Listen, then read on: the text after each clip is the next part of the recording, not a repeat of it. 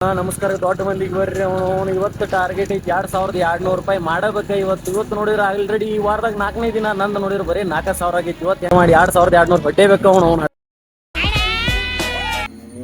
ಇವತ್ತು first order ಅವನು 4ನೇ ಫ್ಲೋರಿಗೆ ಬಾ ಅಂತ ಹೇಳ್ಬಿಟ್ರು. ಅಲ್ಲೇ ಬೇಜಾರ ಅದೇ ಬೇಜಾರೊಳಗೆ ಕೆಳಗೆ ಇಳಿದು ಬಂದ್ರೆ ಊಟ್ರಿ ಇಲ್ಲಿ ನಂಬಕ್ಕೆ ಹೋಗ್ಬೇಕು ಬಂದು ನಿಂತು ಬಿಟ್ಟಾಳ್ರಿ. ನನ್ನ ನೋಡಕತ್ತಾಳ ಅತ್ತಾಗಿತ್ತ ನೋಡಕತ್ತಿಯಲ್ಲ, ಅದಕ್ಕೆ ನಾನು ಆಕಿನ ನೋಡ್ಕೊಂತ ನಿಂತು ಮಾರಿಸಿ ಮಳ್ಳೀವಳು ಬಲು ಮಳ್ಳೀವಳು. ಅದ ಗುಂಗಳಿಗೆ ಸೀದಾ ನಮ್ಮ ಆಫೀಸಿಗೆ ಬನ್ನಿ ಅಂತ ಗೊತ್ತಾಯ್ತು. ನಾ ನಮ್ಮ ಆಫೀಸಿಗೆ ಬಂದಿಲ್ಲ, ಸಿದ್ದಾರೋಡ್ ಜಾತ್ರೆಗೆ ಬಂದ್ಬಿಟ್ಟಿನಿ ಅಂತೇಳಿ ಕಾಯಿ ತೊಗೊಂಡು ಒಡ್ಸಕ್ಕೆ ಹೋಗ್ಬೇಕಂತ ಮಾಡೀನಿ. ಆಮೇಲೆ ಗೊತ್ತಾಯ್ತು ಇದು ನಮ್ಮ ಆಫೀಸ್ ಅಂತೇಳಿ. ಏನ್ರಿ ಇದು ಇಷ್ಟು ಮಂದಿ ಬಂದ್ರೆ ನಾವು ಹೆಂಗ್ರಿ ಕೆಲಸ ಮಾಡೋದು?